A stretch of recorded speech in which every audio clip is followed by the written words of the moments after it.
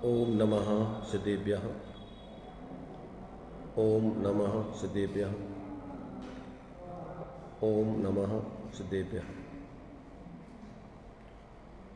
मंगलम भगवान वीरो मंगलम गौतमोनि मंगलम कुंद कुंदाद्यो जैन धर्मोस्तु मंगलम सर्वमंगल मांगल्यम सर्वकल्याणकारकं प्रधानं सर्वधर्माणां जैनं जयतु शासनं जैनं जयतु शासनं वन्दितु सर्वसिद्धि भुविमचलमणोभवं गतिं पत्ते बोच्चामि समय पाहु मृण्मो सुध केवली भणिदम। नमः समय साराय स्वानुभूत्या चकासते चित्स्वभावाय भावाय सर्वभावान्तरच्छिदे।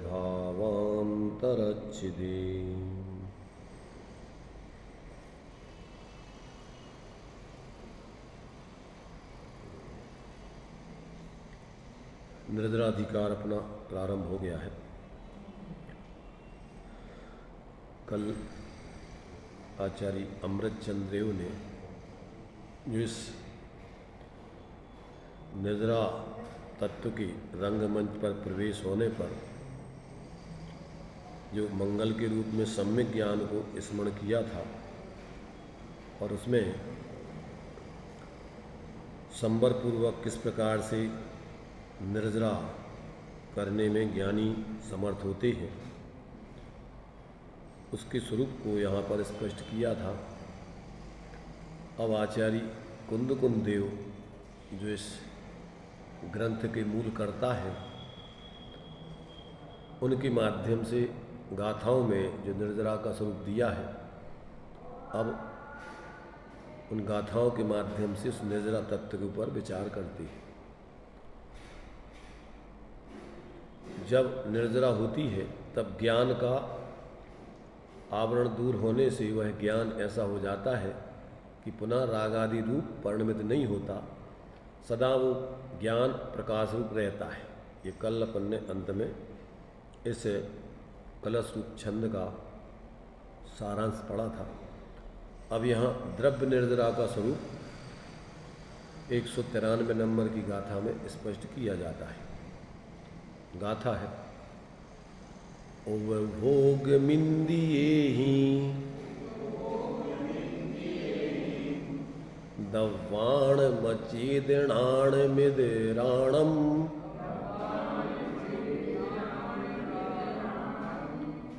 जम पुणदिशम दिट्ठी तम सब्बम निज्जर निमित्तम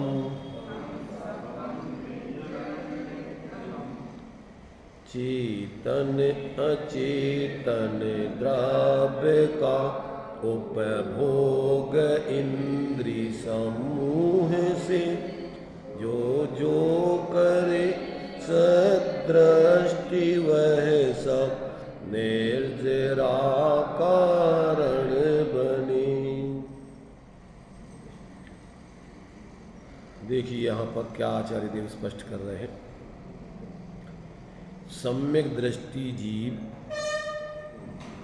जो इंद्रियों के द्वारा अचेतना नाम अचेतन तथा इतरेसाम अचेतन से इतर भिन्न चेतन द्रव्याणाम द्रव्यों का उपभोग करोति करता है तत् सर्वम वह सर्व ही निर्जरा निमित्तम निर्जरा का निमित्त है।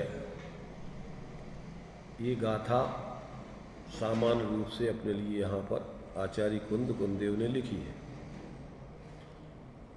इसमें इतना ही बताया गया है कि सम्यक दृष्टि जीव ज्ञानी होता है और ज्ञानी के मोह राग द्वेष आश्रय नहीं होते हैं,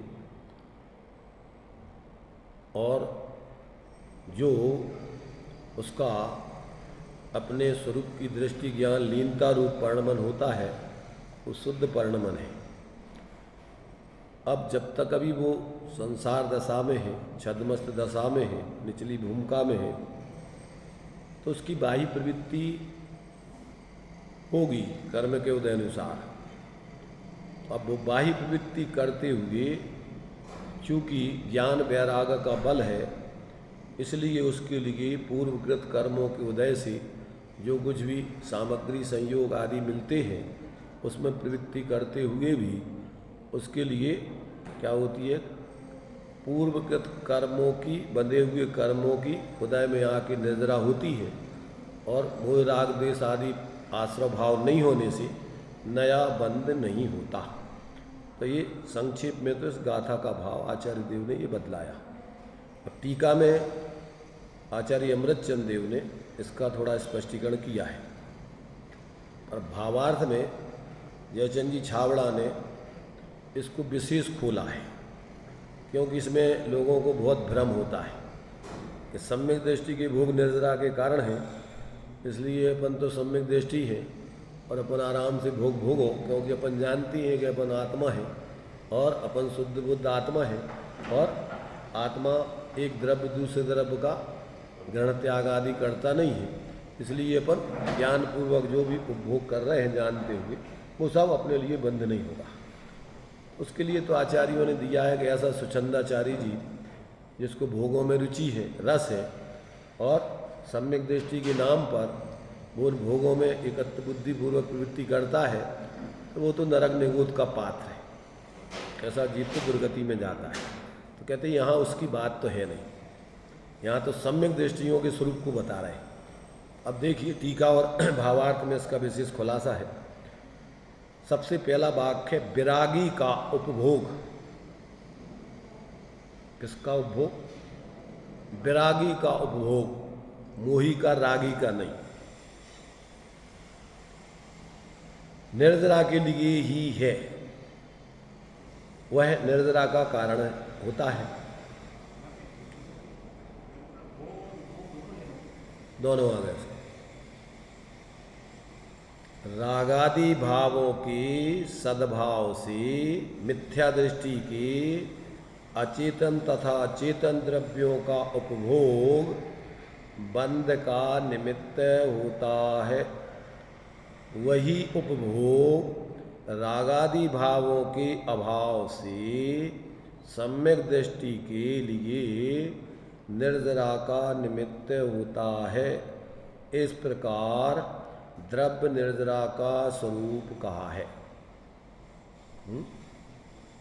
यहाँ पर जो पूर्वकृत बंधे हुए कर्म है वो खिर जाते हैं, नए बनते नहीं हैं। ये जो है द्रव्य निर्जरा का स्वरूप बता दिया। अब भावार्थ में और आचार्य जयसेन ने तात्पर्य वृत्ति में इसका बहुत ही सुंदर गुणस्थान प्रमाण, क्या समझना क्या नहीं समझना, वो स्पष्टीकरण दिया है। इसको अपन भावार्थ और तात्पर्य वृत्ति से विशेष समझने का प्रयत्न करेंगे और अपने जीवन को देखेंगे कि हम कहाँ खड़े हुए। तो देखिए भावार्थ, सम्यक दृष्टि को ज्ञानी कहा है और ज्ञानी के राग द्वेष मोह का अभाव कहा है, इसलिए सम्यक दृष्टि विरागी है। सम्यक दृष्टि कैसा है? विरागी है, रागी नहीं है, मोही नहीं है। यद्यपि उसके इंद्रियों के द्वारा भोग दिखाई देता हो। क्या दिखाई देता हो? इंद्रियों के द्वारा भोग दिखाई देता हो, क्योंकि हर समय नहीं भोगता मिलेगा अगर सम्यक दृष्टि भी है, और निचली भूमिका वाले सम्यक दृष्टि भोगते हुए दिखाई देंगे, ऊपर के नहीं। इसलिए यदि सम्यक दृष्टियों के कहते हैं उनके इंद्रियों के द्वारा भोग दिखाई देता हो, तथापि उसे भोग की सामग्री के प्रति राग नहीं है। वह जानता है कि यह भोगों की सामग्री परद्रव्य है, मेरा और इसका कोई संबंध नहीं है। नास्ति सर्वेपि संबंधा आत्मतत्व परद्रव्यो। तो परमार्थ से आत्मा का परद्रव्यों से कोई संबंध नहीं है। कर्मोदय के निमित्त से इसका और मेरा संयोग हुआ है और वियोग भी होता है। कर्मों के उदय से संयोग होता है और कर्मों के अभाव हो जाने पर तत्संबंधी वियोग हो जाता है। तो कहते हैं उनका कर्मों के निमित्त से ही संयोग और वियोग है। जब तक उसे चारित्र मोह का उदय आकर पीड़ा करता है और स्वयं बलहीन होने से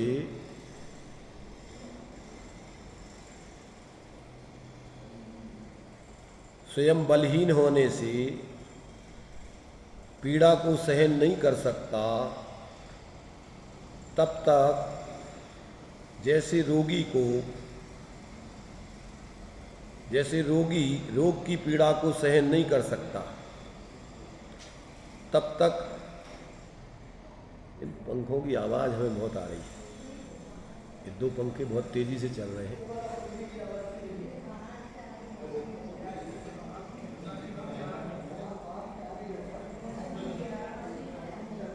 बाहर की तो आ ही रही है, डबल डबल आवाज़ में, और बिल्कुल पूरा उपदेश में उपयोग हमारा लगता नहीं। इतनी ठंडी हवा चल रही है और फिर भी अपने लिए बहुत सुखिया बुद्धि है। कैसे कर्मों की निर्जरा करेंगे, कैसे तप करेंगे, तपसा निर्जरा कही है। निर्जरा तत्व का प्रकरण चल रहा है।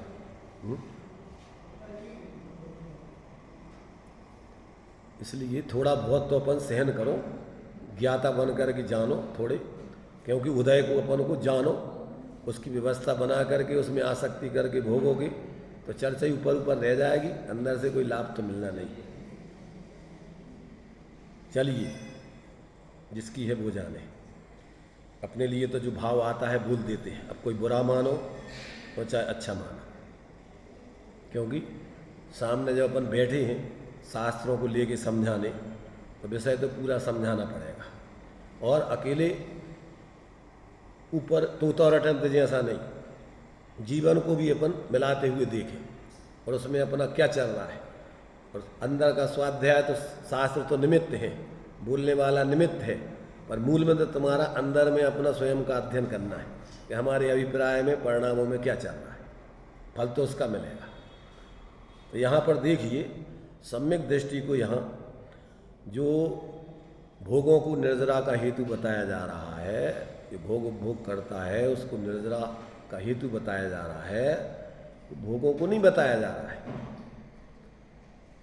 है। क्या बताया जा रहा है कि उसको तो ज्ञान वैराग्य का बल है। सम्यक दृष्टर भवति नियतम ज्ञान वैराग्य शक्ति। और मोह और राग द्वेष आदि से कर्म बनता है।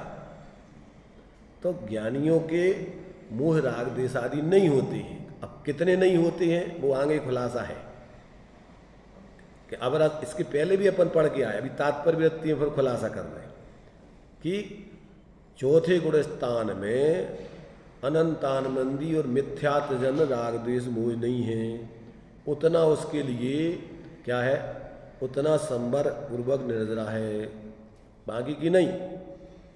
तो और वो भी काय से, भोगों के भोगने से नहीं निर्जरा हो रही। भोगों के भोगने से तो बंद ही होता है। जो साथ में ज्ञान वैराग्य का बल है, वो ज्ञान वैराग्य का बल तुम्हारे लिए निर्जरा का कारण होता है। तो जिनको अंदर ज्ञान वैराग्य तो है नहीं, आत्मज्ञान और स्वरूप की स्थिरता, तो उनके लिए ये भोग तो क्या है, ये तो एकत्व बुद्धि पूर्वक रस लेकर के संयोग बुद्धि से व्यवस्था 24 घंटे, अभी खा लिया और शाम की व्यवस्था क्या क्या खाएंगे। ये नहीं है कि ये झंझट भोजन की कब छूटे। ज्ञानी तो भोजन करते हैं वियोग बुद्धि से, ये झंझट कब छूटे।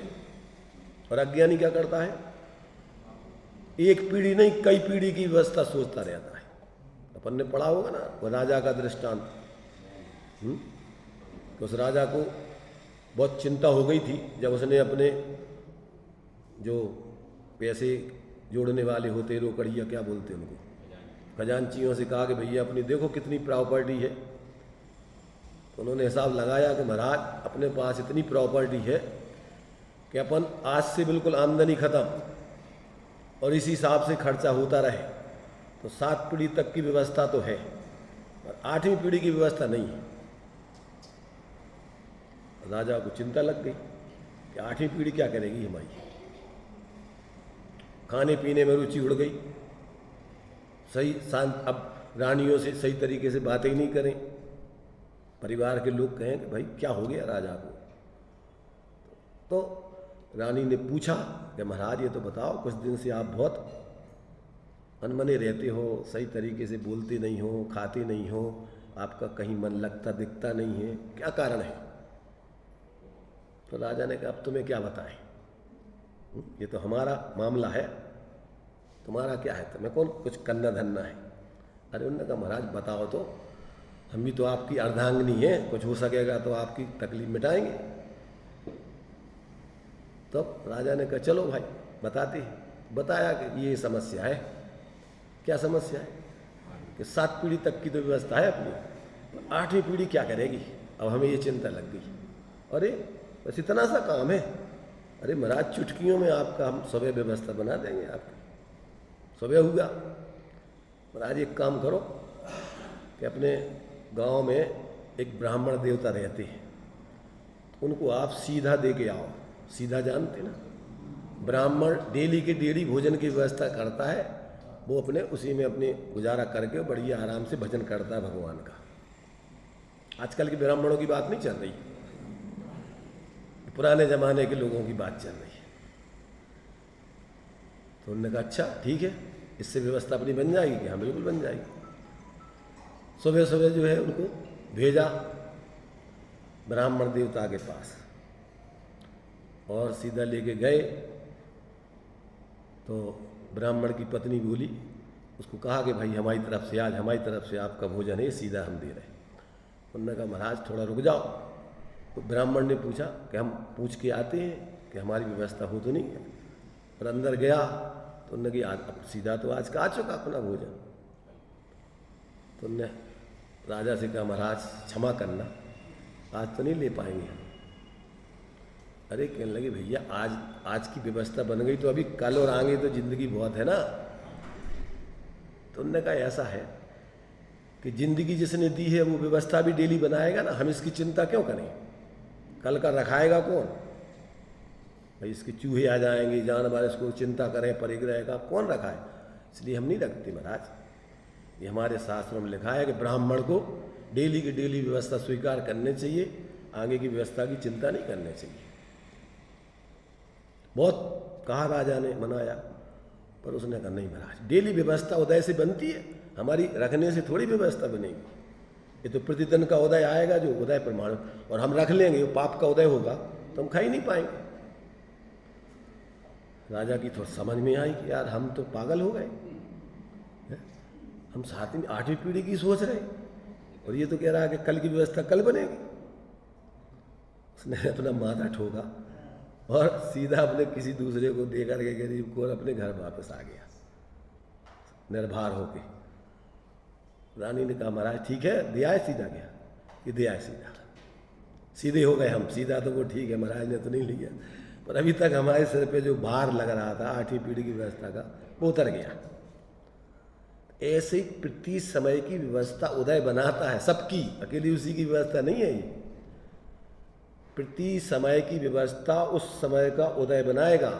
अपन लाख आगे की योजनाएं बना के रखें, भी तुम्हारे काम में नहीं आएंगे कुछ भी। इसलिए अपन को ना तो अंदर में अध्यात्म का रस और ना अपन को कर्म के उदयजन्य व्यवस्थाओं का, व्यवहार का ज्ञान।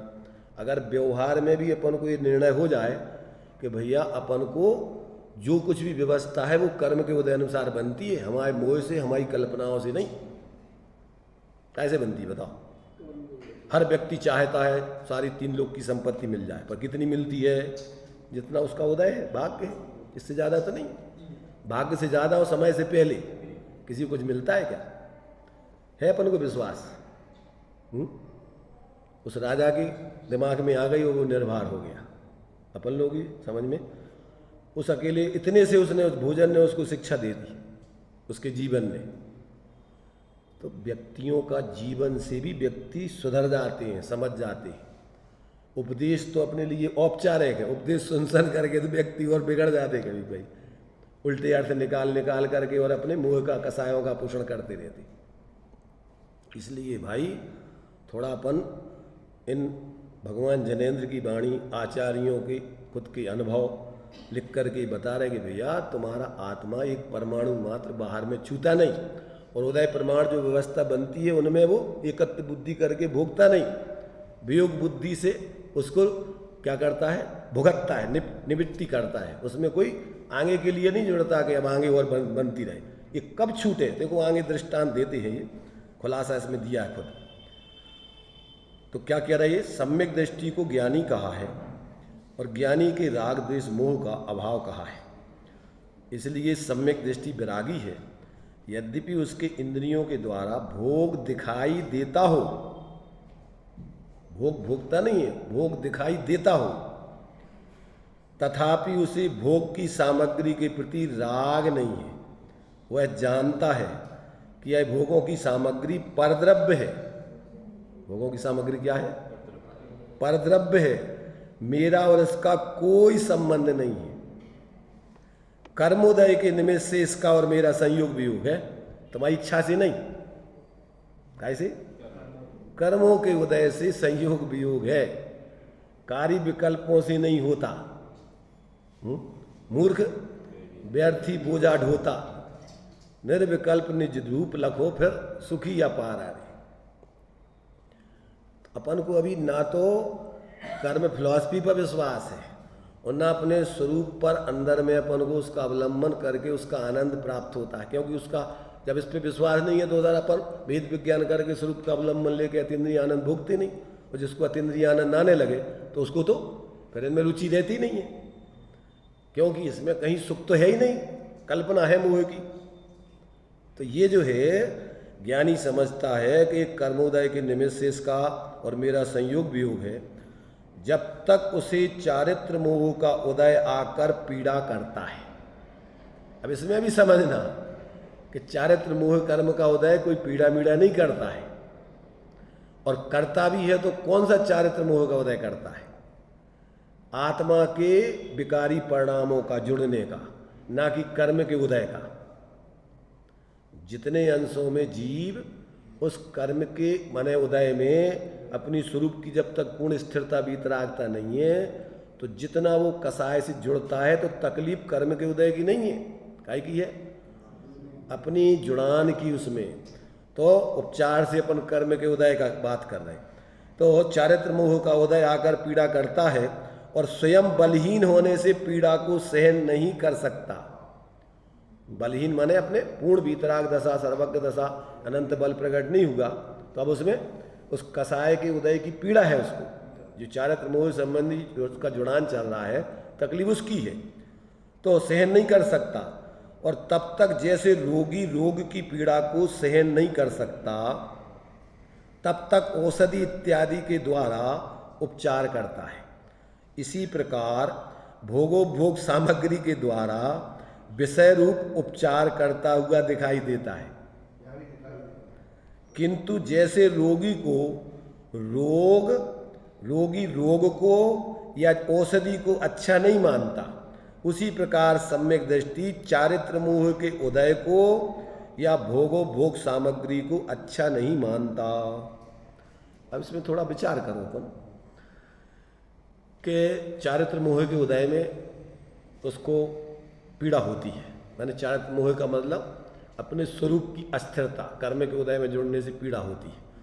तो भोगों की व्यवस्था बना करके उसकी औषधि उपचार हो जाएगा, चारित्र मोह का अभाव हो जाएगा, वितराग दशा प्रकट हो जाएगी। ये दृष्टांत है। तो एक जब तक जीव इन संयोग और भोगों में प्रवृत्ति करता रहेगा जितने अंशों में भी, तब तक उसकी परेशानी मिटने वाली नहीं है। जब वो उधर से हटके और अपने स्वरूप की विशेष प्रवृत्ति करेगा, वितरागता बढ़ाएगा, तो उसकी परेशानी मिटेगी। कैसे मिटेगी? देखो यहाँ पर भी देखो अपन, औषधि खाने से बीमारी दूर हो जाएगी? हो जाएगी? कैसे होगी दूर? है? व्यवहार में भी जब तक उसके पाप का उदय रहेगा तब तक औषधि का बाप खाते रहो तुम। ऐसे ही अंदर में जब तक तुम्हारी कसाएं रहेंगी तब तक तुम संयोग भोग कितने ही भोगते रहो, चक्रवर्ती के भोग भी, तब तक तुम्हारी परेशानी मिटने वाली नहीं है। तो मूल कारण उसका औषधि नहीं है। अज्ञानी को क्या दिखती है कि हम डॉक्टर की दवाई खा लेंगे तो ठीक हो जाएंगे। वो 3 वाक्य जो है उन बाबा जी के बोलते ना, कौन से? तीन बातें। हाँ,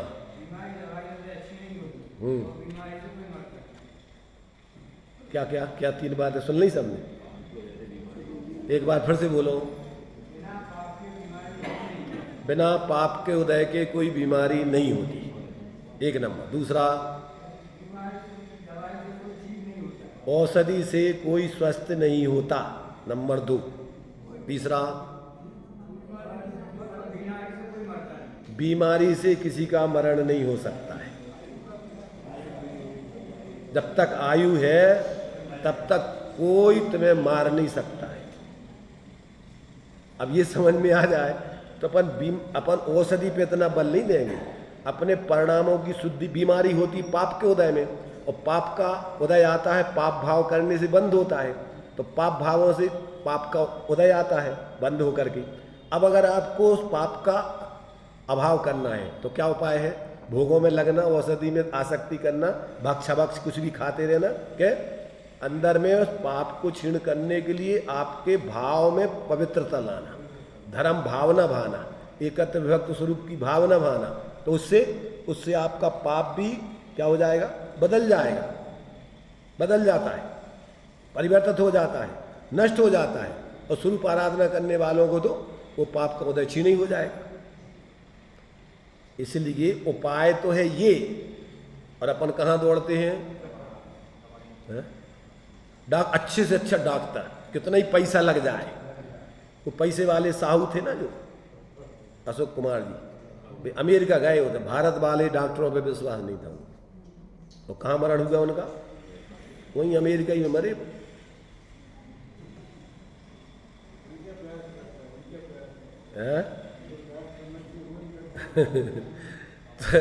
तो यही तो कह रहे हैं कि उपाय क्या है सुखी होने का, और पाप के उदय को भी चिंता को सम्यक दृष्टि को ऐसा साथी से पुण्य का बंध होता है कि उसको वज्र वृषभ नाराज सहनन आदि के शरीर मिलती, सम चतुरथ संस्थान मिलता है, सब सुंदर शरीर मिलता है, कोई कुबड़ा कुबड़ा अंग विहीन आदि नहीं होता समय में। क्यों?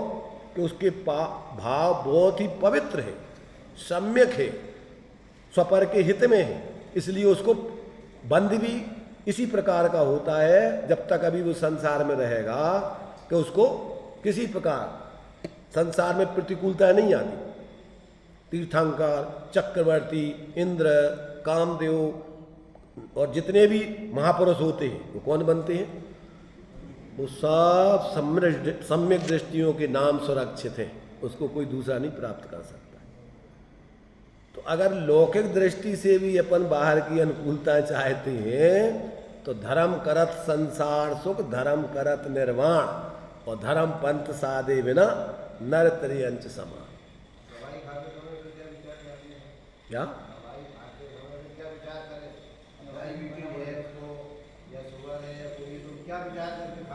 अब ये बता तो रहे कि दवाई खाते समय कि ये औषधि हमारी नहीं है, हमारी औषधि तो अंदर में ज्ञान वैराग पूर्वक स्वरूप की आराधना करना है।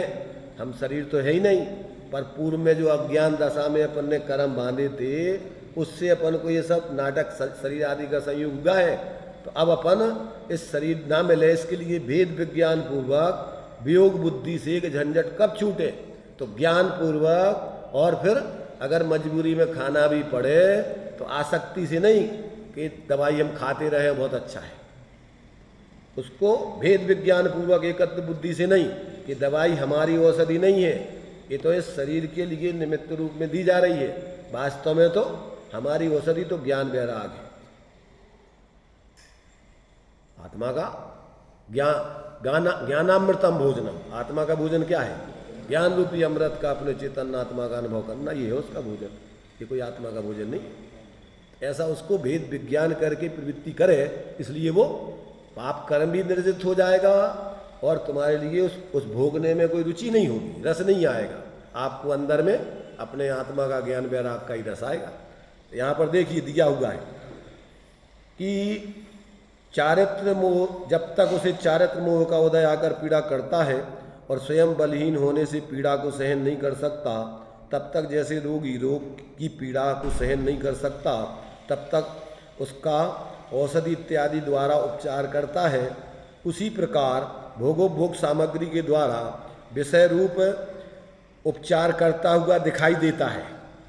किंतु जैसे रोगी रोग को या औषधि को अच्छा नहीं मानता, उसी प्रकार सम्यक दृष्टि चारित्र मोह के उदय को या भोगोपभोग सामग्री को अच्छा नहीं मानता और निश्चय से तो ज्ञातृत्व के कारण सम्यक दृष्टि विरागी उदयागत कर्मों को मात्र जान ही लेता है, उसके प्रति राग द्वेष मोह नहीं है।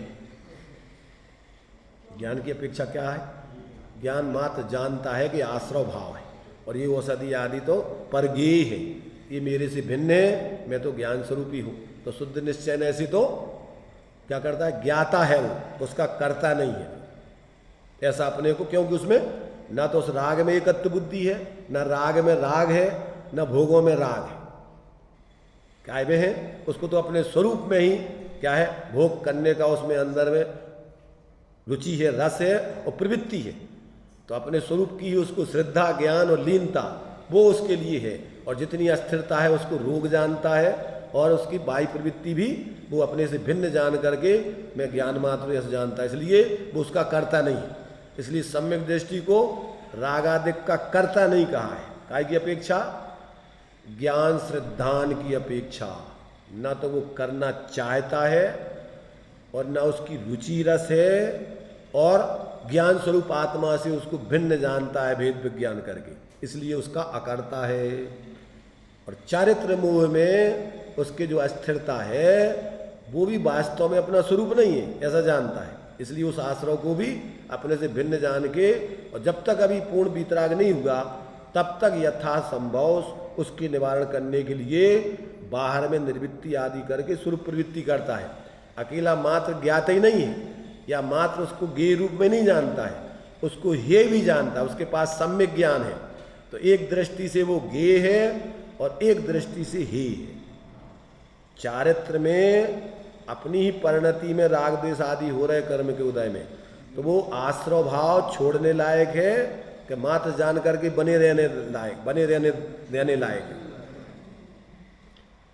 तो वो रागादिक भाव को एक दृष्टि से ज्ञेय भी है और एक दृष्टि से हे समझ करके यथासंभव उसकी निर्वृत्ति करने के लिए प्रयत्न करता है।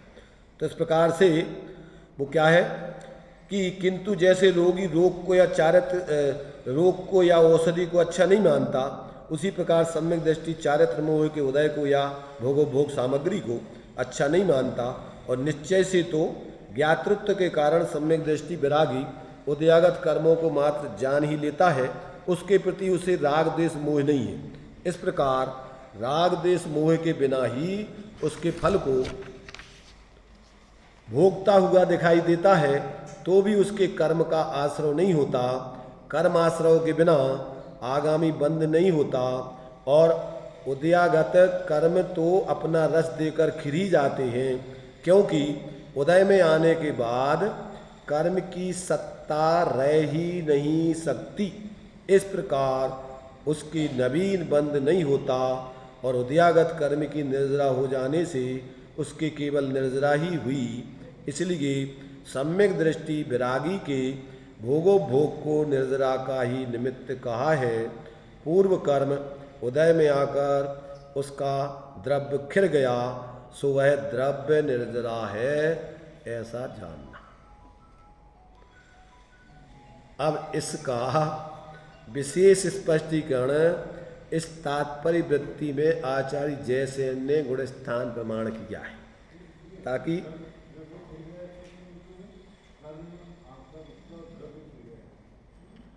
पूर्वकृत कर्म बंधे हुए थे तो उनका एक समय होता ना, स्थिति अनुभाग प्रकृति प्रदेश लेकर के बनते हैं, तो उनकी स्थिति पूरी हो गई तो उदय में आगे खिर गए, और मोह राग द्वेष नहीं करोगे तो नए बनेंगे नहीं, तो उसकी निर्जरा हो गई, ये बता रहे हैं। कर्म द्रव्य कर्म और भाव कर्म, दो प्रकार के द्रव्य मैंने बता रहा है यहाँ निर्जरा के भेदों में, द्रव्य निर्जरा भाव निर्जरा।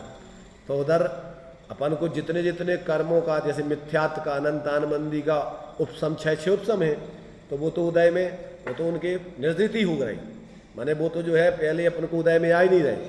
अब जो कर्म उदय में आ रहे हैं तो उनमें संयोग एकत्व बुद्धि नहीं चल रही, जो और उदय में आ रहे हैं तो उनमें एकत्व बुद्धि नहीं है, विराग वियोग बुद्धि है, तो उसमें अभी आगे के लिए जो कर्म जितने बन रहे हैं तो उसमें एक प्रकार से अनंत संसार के कारण नहीं है, इसलिए उसको निर्जरी कह रहे हैं। और जो प्रवृत्ति हो रही है उसमें उनके वैराग्य विशेष है, राग तो माने एक प्रकार से अशक्य अनुष्ठान जन है, मजबूरी जन है, बुद्धिपूर्वक तो पूरे उससे वो हटे हुए, इसलिए उनको मुख्य रूप से वैराग ही कहा जाता है, यानी उनको निर्जरा ही कही जाती है, बंद नहीं। अब इसका विशेष खुलासा ही जयसेन स्वामी ने किया है, ताकि इसमें तुम्हारे लिए भ्रांति ना हो। तो देखो, इसमें हम पहले सीधे डायरेक्ट तात्पर्य वृत्ति हिंदी पढ़ते हैं, पीठिका बाद में पढ़ेंगे कि आगे इस अधिकार में आपके लिए काय काय का वर्णन, कौन कौन सी गाथाओं में कितनी गाथाएं हैं, वो उसका खुलासा बाद में। पहले अपन इसका सीधे डायरेक्ट में इस गाथा का अपन तात्पर्य वृत्ति हिंदी पढ़ते हैं, 381 पेज पर लिखा हुआ है। अब यहाँ कहते हैं, अब उसका विशेष अब निर्जरा द्रव्य का कथन करते हैं, द्रव्य निर्जरा का कथन करते हैं। ओब भुज मिंदिये ही दव्वाण मचेदणाण मिदराणम जम कुणादि सम्य दृष्टि। सम्यक दृष्टि जीव चेतन अचेतन संबंधी जिस वस्तु का उपभोग करता है, उसके किसके द्वारा करता है, उपभोग करता है, पंचेंद्रीय विषयों के द्वारा उपभोग करता है। तम सब्बम निज्जर निमित्तम, उस वस्तु का भोग मिथ्या दृष्टि जीव के राग देश मोह के सद्भाव से बंध का कारण होने पर भी सम्यक दृष्टि जीव के राग देश मोह के अभाव से समस्त ही भोग निर्जरा के निमित्त होते हैं। क्या लिखा कि व्ययी भोग मिथ्या दृष्टि को बंध के कारण होते हैं और व्ययी भोग सम्यक दृष्टि को निर्जरा के कारण होते हैं। हेतु क्या दिया कि मिथ्या दृष्टि को मोह राग देश पूर्वक उसमें प्रवृत्ति करता है और सम्यक दृष्टि मोह राग देश पूर्वक प्रवृत्ति नहीं करता है। ज्ञान वैराग के बल से उसमें प्रवृत्ति दिखती है, परंतु उसको ना तो उसमें एकत्व बुद्धि है, ना भोगने की रुचि है, ना उनको अपना मानता है। ऐसा उदय प्रमाण व्यवस्था उसमें जुड़ करके उसकी निर्जरा करता है। ये सामान्य कथन हो गया। अब इसका विशेष खुलासा, यहाँ शिष्य पूछता है, राग देश मोह के अभाव होने पर भोग निर्जरा के कारण हैं, परंतु सम्यक दृष्टि के तो रागादिक होते हैं, अतः भोग कैसे निर्जरा का कारण होता है? प्रश्न समझ में आया? अमृत चंद्राचार्य देव ने तो सामान्य से कह दिया सम्यक दृष्टि के भोग निर्जरा के कारण, मिथ्या दृष्टि के भोग बंध के कारण। अब इनको लगा के लोग भ्रमित नहीं हो जाएं। सम्यक दृष्टि तो बहुत प्रकार के हैं, कोई अकेले वितरागी सम्यक दृष्टि थोड़ी होती। अभी चौथे गुण स्थान से तो अब उसका कह रहे इसको खुलासा करें ना तो लोग भ्रमित होंगे। इसलिए वो कह रहे, क्या कह रहे कि सम्यक दृष्टि तो क्या है, आपने मोह राग देश के अभाव होने पर भोग निर्जरा का कारण है, परंतु सम्यक दृष्टि के तो रागादिक होते हैं, अतः भोग कैसे निर्जरा का कारण होता है? इस पूर्व पक्ष का निराकरण करते हैं। यहाँ इस ग्रंथ में इस स्थल पर द्रव्य निर्जरा के प्रकरण में मुख्य पने से वीतराग सम्यक दृष्टि का ग्रहण किया है। पहली बात, किसको ग्रहण करना? वीतराग सम्यक दृष्टि को यहाँ पर ग्रहण किया है। किंतु चतुर्थ गुणस्थानवर्ती सराग सम्यक दृष्टि का भी गौणपने से ग्रहण किया है। मुख्य रूप से उसको यहाँ नहीं लेना है। जो बीतराग हो चुके हैं वे सम्यक दृष्टियों को भोग निद्रा के कारण हैं, उनके लिए बंध का कारण नहीं होता है। देखो बुद्धिपूर्वक तो सातवें गुणस्थान से होता है। अब चूंकि भोग होते हैं तो पहली चीज तो बीतराग सम्यक दृष्टि भोग भोगता नहीं है, समझ रहे ना। तो अब उसके लिए तो उदय में जो कुछ परिस्थिति बनेगी वो उसमें वो साम भाव रखेगा, इसलिए उसमें जैसे पाप का उदय आता है, पुण्य का उदय आता है, जो स्थिति बनती है, कोई अरिमित्र महल मसान कंचन कांच निंदन थुतिकरण अर्घावतारण असी प्रहाण में सदा समता था, उसको तो राग देश होती नहीं। तो यहाँ कहते हैं कि चतुर्थ गुणस्थान वर्ती आदि सम्यक दृष्टियों गौणपणे ग्रहण किया है, वहाँ इसका निराकरण पहले ही कहा है। अपन पहले संबर आदि के प्रकरण में इसका विस्तार से गुणस्थान प्रमाण संबर आदि का प्रकरण समझ के आए हैं। अभी अपन ने निर्जरा के हेतु में अभी तत्वार सूत्र की गाथा पढ़ी थी, श्लोक सूत्र पढ़ा था। क्या पढ़ा था? कहाँ से निर्जरा होती है, कितनी कितनी होती है, पढ़ा था। सम्यक दृष्टि श्रावक व्रत अनंत वियोजक दर्शन मोह छपक उपशमक उपशांत मोह छपक क्षीण मोह जिना क्रमशो असंख्य गुण निर्जरा, एक एक से आगे आगे आगे आगे एक दूसरे से असंख्यात गुणी निर्जरा होती है। तो सम्यक दृष्टि को कितनी होती है? सम ज्ञानियों में सबसे कम, और वो भी कितनी होती है कि जिस समय वो सम्यक प्राप्त करता है, अगर वो चौथे गुणस्थान में रहेगा तो जो तीन करण हैं अपूर्व करण से चालू होकर और सम्यक के अंतर्मुहूर्त काल तक उसको निद्रा होती है, इसके बाद फिर निद्रा नहीं होती, जो निरंतर होने चाहिए पंचम गुणस्थान से होती है। इसलिए वो वहाँ से चालू हो गई पर निरंतर उसकी चालू नहीं रहती। तो यहाँ कहते हैं कि यहाँ पर जो सम्यक दृष्टि आदि को ग्रहण किया है, चतुर्थ गुणस्थानवर्ती आदि को गौण रूप से ग्रहण किया है, वहाँ इसका निराकरण पहले ही कह चुके हैं। कैसा कहा है पहले कि मिथ्या दृष्टि की अपेक्षा से अवरत सम्यक दृष्टि को अनंतानबंदी क्रोध मान माया लोभ तथा मिथ्यात उदय जनित मोह राग देश नहीं है, और देश संयत सम्यक दृष्टि श्रावक को अप्रतिख्यानावरण क्रोध मान माया लोभ उदय जनित रागादिक नहीं है। अतः सम्यक दृष्टि के संबर पूर्वक निद्रा होती है, जबकि मिथ्या दृष्टि के तो गज स्नान समान बंद पूर्वक निद्रा होती है। गज स्नान जानते हो? हाथी को आप स्नान करवा दो अच्छे बढ़िया स्वच्छ जल से और उसको बाहर छोड़ दो तो फिर क्या करता है? वो धूल उठा करके अपने सूंड से और पूरे शरीर पर फेंकता है। तो कितना शुद्ध, कितनी देर तक वो स्नान किया हुआ रहेगा? तो बिल्कुल भी नहीं। ऐसे मिथ्या दृष्टि के कर्मों का उदय आता है, निद्रा होती है, पर उसमें एकत्व ममत्व बुद्धि से क्या करता है? नए कर्मों को तीव्रता से बांध देता है, इसलिए उसकी तो निद्रा हुई नहीं हुई ये ऐसा है। वो सभी पाक निर्जरा और सकाम निर्जरा मोक्ष मार्ग में कोई कल्याणकारी नहीं। इसलिए कहते मिथ्या दृष्टि तो ऐसी है, परंतु सम्यक दृष्टि के तो भेद विज्ञान पूर्वक कर्म के उदय में क्या करता है? वो अपने स्वरूप से, अपने स्वरूप की श्रद्धा ज्ञान है, आंशिक लीनता है, तो उतना जुड़ता ही नहीं है, इसलिए उतनी उसको निर्जरा संबंध निद्रा होती है। तो इस प्रकार से कहते मिथ्या दृष्टि को गज स्नानवत बंद पूर्वक निद्रा होती है।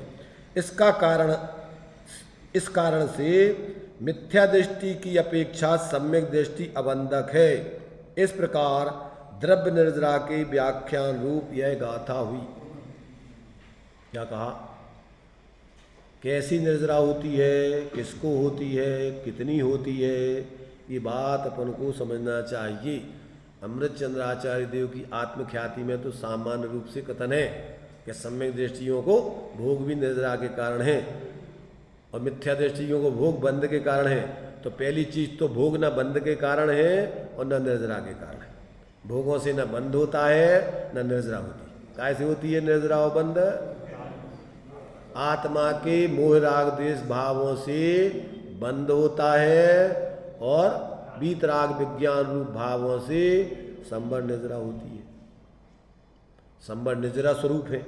वीतराग विज्ञानता के भाव कैसे हैं? संवर निजरा स्वरूप है और कर्मों का उसमें कर्मों के संवर निजरा होते हैं निमित्त नैमित्तिक संबंध से।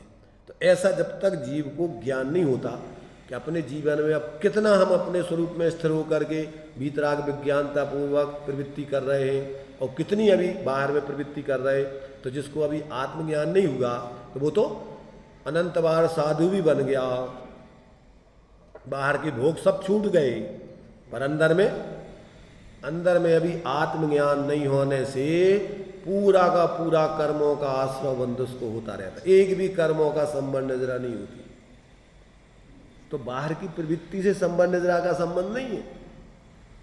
और बाहर की प्रवृत्ति में अब सम्यक दृष्टि आदि मान लीजिए चक्रवर्ती, तो पूरे 6 खंड के अधिपति, 96,000 रानियां, खाने पीने के लिए भी ऐसा विशेष भोजन लड्डू आदि सामान्य व्यक्ति नहीं खा सकता है। फिर भी उनको मोक्ष मार्गी धर्मात्मा है।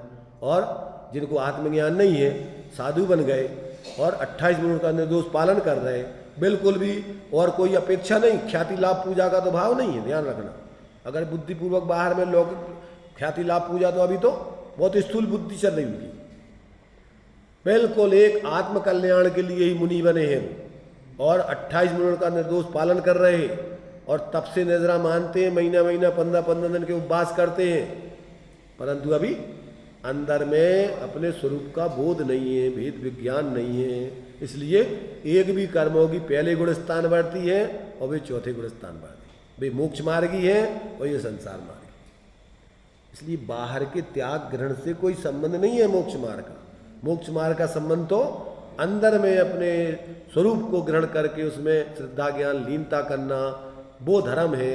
और अपने स्वरूप को भूल के बाहर में कुछ भी करते रहो, वो सब धर्म नहीं है, अधर्म है। अब जब तक ऐसा लोगों को ज्ञान नहीं होता तब तक वो बाहर में ही भ्रमित रहते हैं धर्म के नाम पर। तो ये बात अपन को बराबर समझना चाहिए। अगर ये नहीं समझेंगे तो अनेकों बार अपन बाहर में खूब धर्मात्मा बन गए अपनी नज़रों में, पर भगवान के ज्ञान में आप धर्मात्मा नहीं बने। क्यों? कि जब तक धर्मी आत्मा का अंदर में श्रद्धा ज्ञान लीनता नहीं करोगे तब तक जीवन में पर्याय में धर्म की गंध, शांति की गंध नहीं आएगी। पहले जातम ज्ञान बिना सुख की गंध आने वाली नहीं। कितना भी बाहर में त्याग करो, तप करो, पूजा करो, पाठ करो, दान दो कुछ भी लाखों का, इससे अंदर में आत्म शांति मिलने वाली नहीं है। ये बात दिमाग में खचित रहने चाहिए पहले, तभी अपन बाहर के किसी प्रकार के इन कार्यों में भ्रमित नहीं होंगे। न तो ज़्यादातर इसी राग रंग में जिंदगी पूरी करके इतना बहुमूल्य जीवन मनुष्य पर्याय का बर्बाद कर देते हैं। आज तक किया है। पंच परावर्तन में अनंत बार 9वें गिरवे तक गए होंगे। पढ़ते कि नहीं पढ़ते? तो श्रीमद जी ने तो इसके लिए एक वाक्य दिया है कि जो भैंसा गांज खा गया हो और उसको तुम 2-4 पूले डालो तो उसका पेट भर जाएगा क्या? जानते हो गांज? आप लोग जानते नहीं होंगे। घास के जो है ऐसे ढेर लगा करके गांज बनाए जाते हैं खुले मैदान में, पानी उसमें लगे नहीं, नीचे बह जाए सब। तो जो भैंसा तो जानते ही हो ना, भैंस का पति भैंसा, तो वो जो है बड़े बड़े गांज खा गया, उसका पेट नहीं भरा, और फिर उसको तुम 2-4 पूले डालो, पूले माने उसमें से निकाल के थोड़े थोड़े पूले, तो उसका पेट भर जाएगा। ऐसे ही यहाँ दृष्टांत दिया श्रीमद जी ने। मिथ्यात्व रूपी भैंसा तुम्हारे द्रव्य चारित्र के मुनि पने के गांज खा गया और तुम छोटी मोटी 2-4 प्रतिज्ञाएं करके मिथ्यात्व को नाश कर दोगे? नहीं आएगा, समझ में नहीं आएगा। थोड़े बाहर में थोड़ी बहुत क्या करके थोड़ा बहुत क्रिया रस त्याग कर दिया, ये कर दिया, वो कर दिया, और इसमें तुम सोचो कि हमारा मिथ्यात्व दूर हो जाएगा, तो हो जाएगा कि नहीं? समझना, ये ज्ञानियों की करुणा समझना, भ्रमित नहीं होना। इसका मतलब ये नहीं है कि हम बाहर में निर्वृत्ति नहीं करके खाएं पिए को। तत्व ज्ञान पूर्वक बाहर से निर्वृत्ति लेकर स्वरूप प्रवृत्ति करो। बाहर में पाप करने का विषय भोगने की तो कोई धर्म में बात ही नहीं है। पर यहाँ तो बाहर में शुभ कार्यों में भी, बाह्य प्रवृत्ति में भी, त्याग आदि में धर्म नहीं, ये बता रहे। जब तक आपको इस प्रकार का निर्णय नहीं होगा तब तक आप सच्चे अंदर में अपने एकत्र विभक्त आत्मा का अवलंबन करके धर्मात्मा नहीं बनोगे। तो इस प्रकार से अपनी ये 193 नंबर की गाथा आचार्य कुंद देव की, जो सम्यक दृष्टि के भोग निर्जरा के हेतु बनते हैं तो कैसे बनते हैं, उसकी अपन ने थोड़ी चर्चा की है। अब आगे जो है इसमें इनकी जो भूमिका दी है, इस अधिकार में क्या क्या बताया जाएगा, उसका अपन बाद में देखेंगे, विचार करेंगे।